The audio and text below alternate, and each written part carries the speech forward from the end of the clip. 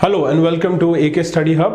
हमारे 1000 क्वेश्चन के सीरीज में, ठीक है, हम लोग देखने वाले हैं हमारा और एक एमटीएस का पेपर। ओके, तो ये मेरे बारे में कुछ इन्फॉर्मेशन है, आप पढ़ सकते हो। With that will move to our questions. आप सबको पता है कि क्वेश्चंस कैसे सॉल्व करने हैं। मैं आपको एक टाइमर दूंगा, टाइमर के हिसाब से आपको आपके क्वेश्चंस सॉल्व करने हैं। ठीक है, तो क्विकली ये क्वेश्चन को सॉल्व करो।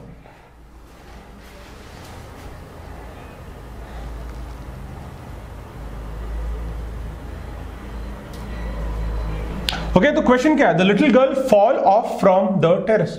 फॉल ऑफ फ्रॉम, ठीक है, तो ये गलत होगा। तो यहां पे क्या होने वाला है? सब्स्टिट्यूट अपने को सिलेक्ट करने के, अंडरलाइन को। तो ये होने वाला है fell from the terrace. She fell from the terrace, this is the correct phrase. Okay, so next देखेंगे हम लोग क्विकली। यस,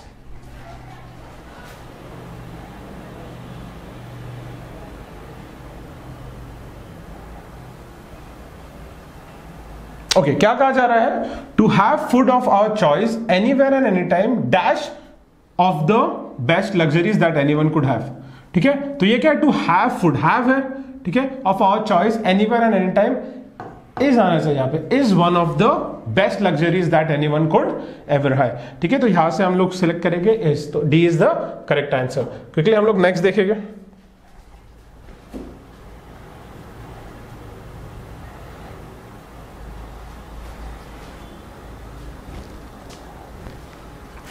ओके, सो आगे हम लोग कंटिन्यू करेंगे। Is one of the best luxury that anyone could dash. Anyone could dash में क्या आएगा? एनीवन कुड ऑफर होगा, अफोर्ड होगा, स्पेंड होगा कि एंजॉय होगा। ठीक है, तो लग्जरी है तो आप एंजॉय करोगे। ठीक है, तो it should be enjoy over here. ठीक है, it will be enjoy. Next पढ़ेंगे हम लोग, उसके पहले मैं सेट कर लेता हूं। यस,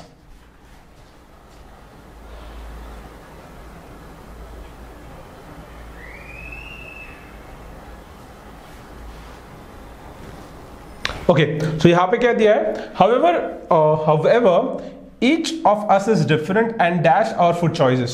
ठीक है, एंड इसके अंदर क्या आएगा? यह कनेक्टिंग वर्ड क्या आएगा? सिंस आएगा? नहीं, हेंस आएगा। तो yes, hence our food choices to are dash. ठीक है, तो यहां पे आएगा hence. Okay, hence is the correct word over here. तो हेंस जो है हम यहाँ पे एज अ कंजंक्शन यूज करेंगे। ठीक है, दो सेंटेंसेस को ज्वाइन करने के लिए। क्विकली हम लोग नेक्स्ट देखेंगे। यस, देखो सिंपल है, थोड़ा सा दिमाग खोल के देखो, एकदम सिंपल आंसर्स है। Okay, so of us is different and hence our food choices are too. अभी देखो अपना क्या है, हम लोग खुद सब एक अलग अलग है। ठीक है, वी ऑल आर डिफरेंट, और उसकी वजह से हमारे फूड चॉइसेस क्या हो गए? एक दूसरे से कॉन्ट्रेरी हो गए? नहीं। अलाइक हो गए? नहीं, ऑब्वियसली नहीं। वेरिड हो गए? तो यस। सिमिलर तो नहीं हो गए, कि वी आर डिफरेंट तो अपने फूड चॉइसेस भी डिफरेंट हो गए। तो it should be varied is the correct answer. Quickly हम लोग अभी नेक्स्ट देखेंगे। यस,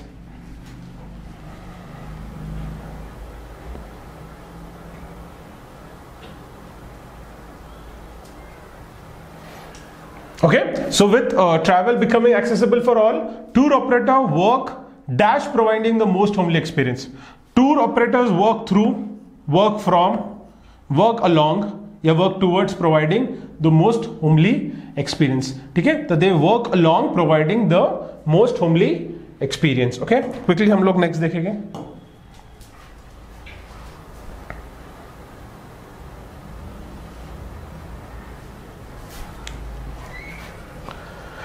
ठीक है, मैंने आपको हमेशा कहा है जब भी आपको ऐसे वर्ड्स आ जाए तो यहाँ पे ठीक से अंडरलाइन कर लेना या दिमाग में रख लेना कि ये सिनोनिम पूछा है। बहुत बार बच्चे उसको एंटोनिम मार्क करके आ जाते हैं, उससे मार्क्स जाते हैं। तो सिनोनिम पूछा है तो देखो क्या, इंक्लिनेशन मतलब झुकाव, किसी की तरफ झुकाव, राइट, इंक्लिनेशन। ठीक है, हम एंगल में देखते हैं ना, एंगल कितने डिग्री पे इंक्लाइंड है, मतलब किस तरफ झुका हुआ है। तो रिपल्शन होगा तो नहीं, रिपल्शन इसका सिनोनिम नहीं। रिपल्शन मतलब दूर ढकेल देना। लाइक अगर मैग्नेट के आप नॉर्थ पोल्स को साथ में लेके आओ तो वो रिपेल हो गए, राइट, तो दैट इज रिपल्शन। तो रिपल्शन नहीं होगा। अवर्जन भी नहीं होगा, अवर्जन मतलब अवॉइड करना। ठीक है, इंडिफरेंसेस भी नहीं होगा। ठीक है, इंडिफरेंस मतलब दोनों की डिफरेंसेस। एप्टीट्यूड होगा, तो एप्टीट्यूड मतलब क्या होता है? किसी का टैलेंट या किसी का किसी चीज की तरफ झुकाव, राइट, होता है एप्टीट्यूड। ओके, जैसे जनरल एप्टीट्यूड आप बोलते हो, राइट, आपका कितना जनरल एप्टीट्यूड, कितना अंडरस्टैंडिंग कितना है, राइट। तो हम लोग देखते हैं किसी चीज की तरफ झुकाव। ओके, तो यहाँ पे इंक्लिनेशन और एप्टीट्यूड एक दूसरे के सिनोनिम हम देख सकते हैं, राइट। क्विकली हम लोग नेक्स्ट वर्ड देखेंगे।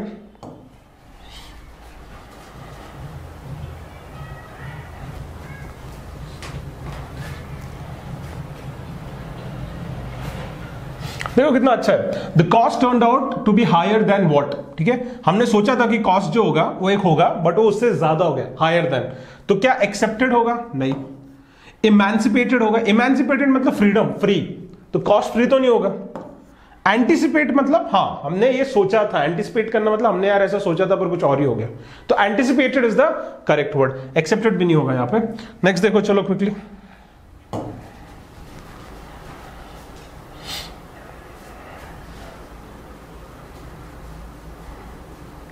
ये काफी सिंपल है, ग्रामर की क्लासेस अगर आप कर रहे हो तो आपको आना चाहिए। क्या कह रहा है? No sooner did I reach the station when the train left. No sooner के सामने से दैन जाता है, नो सूनर दैन आना चाहिए, नो सूनर व्हेन नहीं आता है, राइट? तो यहां पे दैन होता तो ये करेक्ट होता। तो यहां पे आप देखो क्या होगा, व्हेन स्टेशन व्हेन, तो this will be our answer because this is the wrong segment of the sentence, right? Quickly हम लोग नेक्स्ट देखेंगे। यस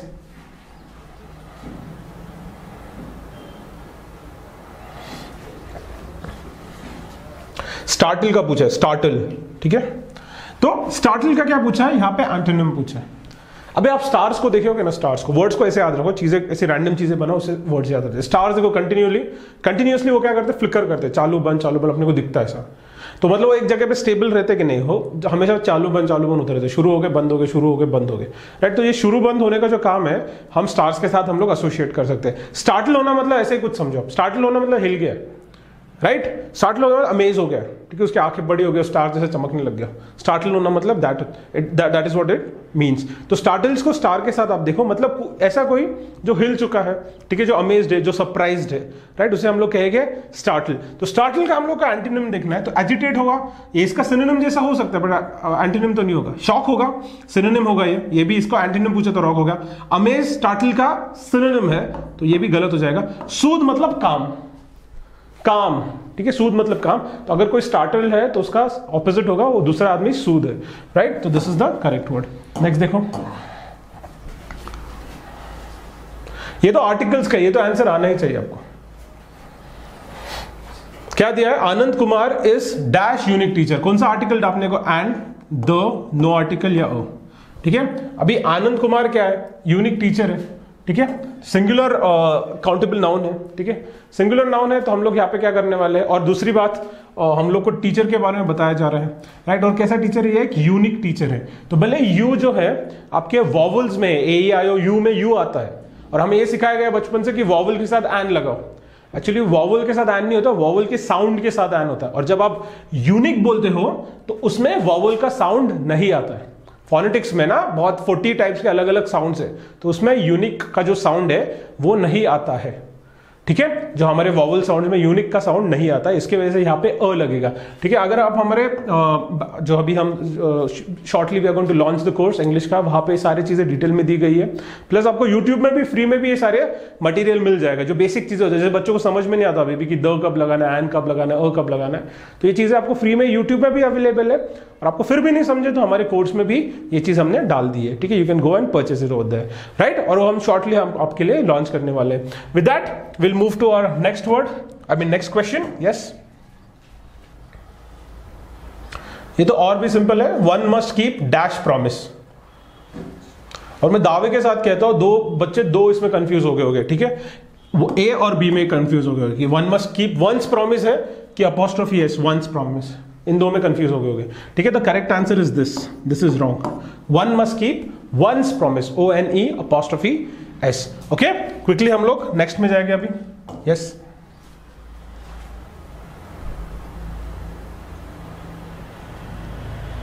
देखो ये फ्रॉम सिंस का एक क्या बोलते हैं क्लासिक एग्जांपल है। क्या दिया है? Disha has been a grumpy in a grumpy mood from she got up. यहाँ पे फ्रॉम शी गॉट अप नहीं आना चाहिए, सिंस शी गॉट अप आना चाहिए। क्यों? बिकॉज गॉट अप जो है ए पीरियड ऑफ टाइम नहीं, पॉइंट ऑफ टाइम है, प्लस यहाँ का जो टेंस है ना वो सिंस को ज्यादा प्रेफर कर रहा है, उसको ज्यादा सपोर्ट कर रहा है, ना कि फ्रॉम को। तो यहाँ पे from she got up will be our answer. किधर गया? From she got up, this is the mistake, grammatical error in the sentence, okay. चलो नेक्स्ट देखिएगा क्विकली। अभी यहां पे एक आपको ईडियम दिया है, ईडियम का मतलब आपको ढूंढना है। चलो ईडियम दिया है, ईडियम क्या है? Best thing since slice bread, best thing since slice bread, ठीक है, लेट्स से आपके दोस्त ने आपको एक नया फोन ला के दे दिया, वो देख के आप ऐसे बोल दे कि अरे it's the best thing since slice bread. इसका मतलब क्या होगा? इसका मतलब ये होता है कि भाई अभी तक ये बहुत टाइम के बाद एक बहुत जबरदस्त इनोवेशन आ गया। ठीक है, मतलब क्या होता है, जब स्लाइस ब्रेड इंट्रोड्यूस किया गया था ना तो लोगों को बहुत पसंद आया, तो लोगों ने बोला अरे वाह कितना मस्त चीज़ है। ठीक है, तो स्लाइस ब्रेड ऐसा सोचा जाता है, ऐसा कहा जाता है। ठीक है, एक ईडियम है, इसको सीरियसली मतलब चीज़ को समझो, सिर्फ कॉन्सेप्ट को समझना जरूरी है। जब स्लाइस ब्रेड मार्केट में आया तो लोगों के लिए अच्छा इनोवेशन था, राइट। अभी लोगों को बड़ा बड़ा ब्रेड घर पर नहीं तोड़ना पड़ता था, स्लाइस ब्रेड ही घर पे आ जाता था, राइट। तो अगर कोई नई चीज आती है बहुत अच्छी है तो उसके लिए हम लोग ये इडियम यूज करते हैं, best thing since slice bread. तो इसका आएगा most useful innovation in a long time. See this is the meaning of that idiom. Quickly हम लोग नेक्स्ट देखेंगे अभी।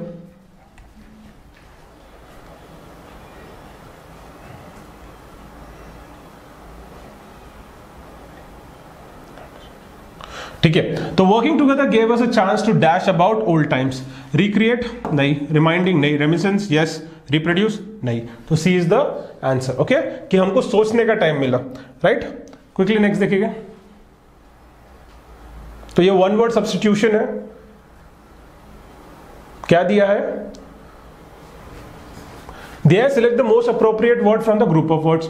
ठीक है, दिया है अ क्रिटिकल जज ऑफ एनी आर्ट और क्राफ्ट। ठीक है, जो आर्ट और क्राफ्ट रहता है उसको देख के उसके बारे में बताना कि ये सही है, सच्चा है, मतलब रियल पीस है कि ट्रू पीस है कि फेक है कि क्या है, ये बताने का जो काम करता है, उसके पास बहुत ज्यादा नॉलेज होता है आर्ट एंड क्राफ्ट का, उसको हम लोग क्या कहते हैं? क्या उसको क्यूरेटर कहते हैं? नहीं। कॉन्सोर कहते हैं? तो यस, कॉनोसियर। ठीक है, मतलब जो ये आर्ट एंड क्राफ्ट के बारे में इंफॉर्मेशन रखता है, राइट। क्रूसेडर कहते हैं? नहीं। सिनिक कहते हैं? नहीं। क्रूसेडर मतलब ऐसा आदमी जो लड़ाई करता है, किसी कॉज के लिए झगड़ा करता है, उसको हम लोग कहेंगे क्रूसेडर। ओके, नेक्स्ट देखेंगे हम लोग क्विकली।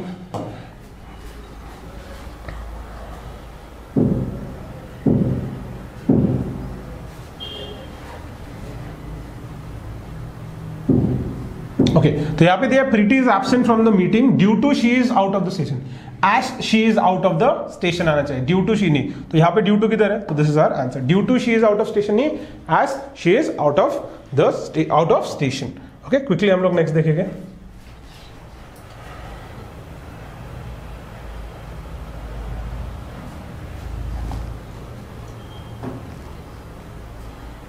तो यहां पे हमको इंप्रूव करना है वर्ड को। क्या दिया है यहां पे? देखो, her dance teacher have come twice a week but there is no improvement in her dance. Her dance teacher has been coming twice a week but there is no improvement in her dance. तो यहां पे the correct word is has been coming and not have come. Okay, चलो next देखेंगे हम लोग quickly.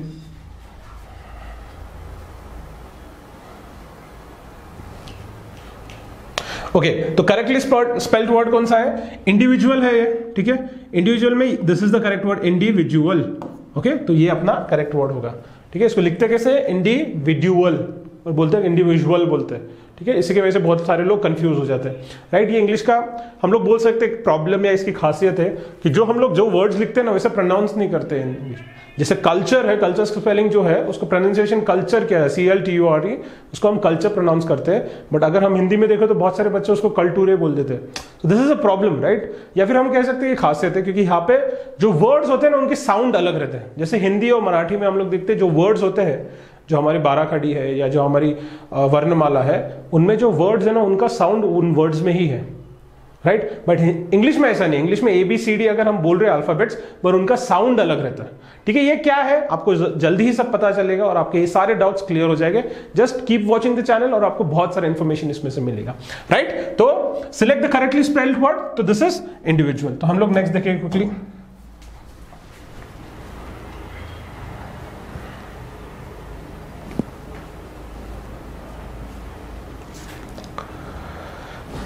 देखो क्या दिया है, एंटोनिम पूछा है यहाँ पे किसका? वैनिटी का। वैनिटी मतलब होता है एक्सेसिव प्राइड, वही बोस्ट, खुद की बहुत ज्यादा तारीफ। ठीक है, बहुत ज्यादा प्राइड खुद के बारे में रखना, इसके बोलते हैं वैनिटी। ठीक है, तो वैनिटी का हमको पूछा गया एंटोनिम। तो नोबिलिटी होता है तो नहीं, ऑनर होता है तो नहीं, कंसीट होता है तो नहीं, वैनिटी का ऑपोजिट होता है मॉडेस्टी, कि बाबा उसके पास बहुत कुछ है पर फिर भी वो दिखा नहीं रहा। ठीक है, जैसे आपके एग्जाम में, स्कूल क्लासेस में होता है ना, क्लासरूम में कि कोई भाई क्लास में जो टॉपर रहता है उसको पूछा भाई कितने मार्क्स मिलने वाले तेरे को ये सेमेस्टर में, तो कम मार्क्स बताता है कि नहीं भाई मेरे को सिर्फ 70% मिलेगी, ज्यादा नहीं मिलेगी, और पेपर में लेके आता 80-90। तो is trying to be modest. ठीक है, उसको पता है उसके पास बहुत है पर वो मॉडेस्टी दिखा रहा है। और वही वैनिटी मतलब एक्सेसिव प्राइड। ठीक है, तो हम क्विकली नेक्स्ट देखेंगे। अभी हमारा टाइम सेट कर दिया मैंने।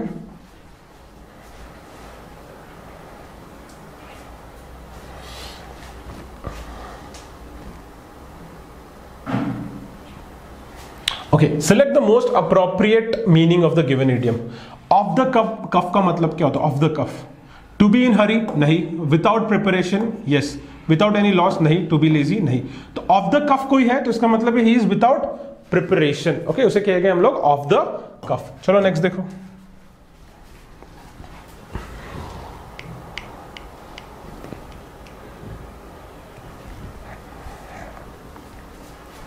नेक्स्ट वर्ड देखो क्वेश्चन 22 में करेक्टली स्पेल्ड वर्ड, तो ये वेलफेयर रहेगा, right? Number A is the correct. चलो क्विकली हम नेक्स्ट देखेंगे।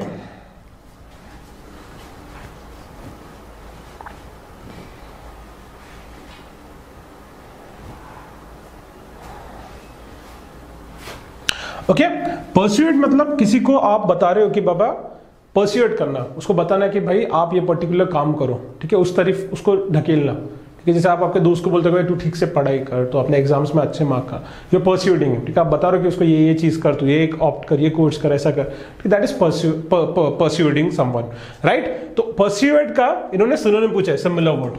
ठीक है, तो हॉल्ट मतलब रुकना होता, तो ये नहीं होगा। डिप्लीट मतलब धीरे धीरे करके खत्म होना, तो ये भी नहीं होगा। कोक्स मतलब होता है कि केजोलिंग जिसको बोलते हैं ना, केजोल मतलब केजोल क्या होता है कि बाबा प्यार मीठी बातें करके किसी को कुछ काम करने के लिए मनाना। ठीक है, जब आप आपके डैड से कहते हो कि प्यार की बातें करके आप उनको बोलते हो कि बाबा मेरे को ये चीज चाहिए, तो ये केजोलिंग। परस्यूट और केजोल इज द सिनोनिम। ठीक है, तो ये दोनों सेम वर्ड्स हैं। इंपोज करना में किसी पे थोपना, तो ये भी नहीं होगा, राइट? क्विकली हम लोग नेक्स्ट देखेंगे।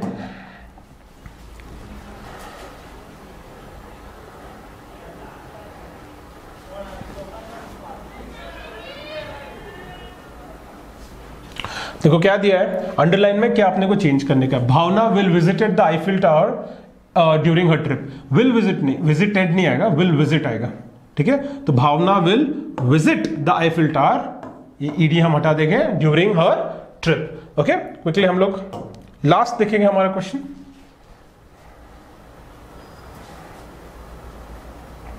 Government not connected with religious और स्पिरिचुअल मैटर्स। क्या दिया है? Government not connected with religious और स्पिरिचुअल मैटर्स। तो कौन सी गवर्नमेंट रहती है उसको क्या कहेंगे? सोशलिस्ट कहेंगे? नहीं, सोशलिस्ट मतलब जो इक्वालिटी पे ज्यादा फोकस करती है, जो साम्यवाद पे ज्यादा फोकस करती है, उसे सोशलिस्ट कहेंगे, तो ये गलत हो जाएगा। सॉवरेन बोलेंगे, सॉवरेन मतलब कि उसका जो डिसीजन लेने का अधिकार है वो खुद गवर्नमेंट के पास है। ठीक है, वो खुद लोगों के पास है, उसे हम लोग कहेंगे सॉवरेन। जैसे 1947 जो अपना 15 अगस्त थे, उसके पहले इंडिया सॉवरेन नहीं था, उसके बाद इंडिया सॉवरेन हो गया क्योंकि हमारे डिसीजंस हम खुद ले रहे थे, तो सॉवरेन तो नहीं होगा। सेक्युलर मतलब, हाँ, सेक्युलर मतलब complete separation of state and the religious institution और रिलीजन।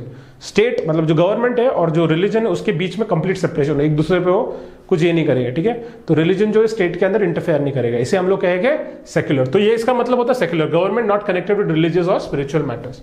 रिपब्लिक मतलब क्या होता है? रिपब्लिक नहीं होगा। रिपब्लिक मतलब जो अपना हेड होता है ना, वो इलेक्टेड होता है। जैसे इंडिया का जो हेड है वो अपना प्रेसिडेंट है, like is the first person, right? और उनके नीचे फिर बाकी लोग आते हैं।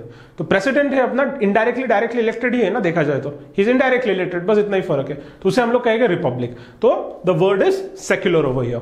ओके, आई होप आपके बहुत सारे क्वेश्चंस राइट हो, एटलीस्ट आपके 25 में 21 या 20 बनने चाहिए। ओके, क्योंकि पेपर काफी ईजी है। ठीक है, ये मॉडरेट लेवल से भी कम है, ईजी लेवल के आसपास ये पेपर है, और अगर आपके अच्छे मार्क्स बन रहे तो काफी अच्छी बात है, नहीं तो और प्रैक्टिस कीजिए, अभी भी थोड़े दिन है, आप प्रैक्टिस करके जरूर अच्छे मार्क्स स्कोर कर पाओगे। Okay, so with that we'll end, और हम दोबारा कल मिलेंगे। Thank you.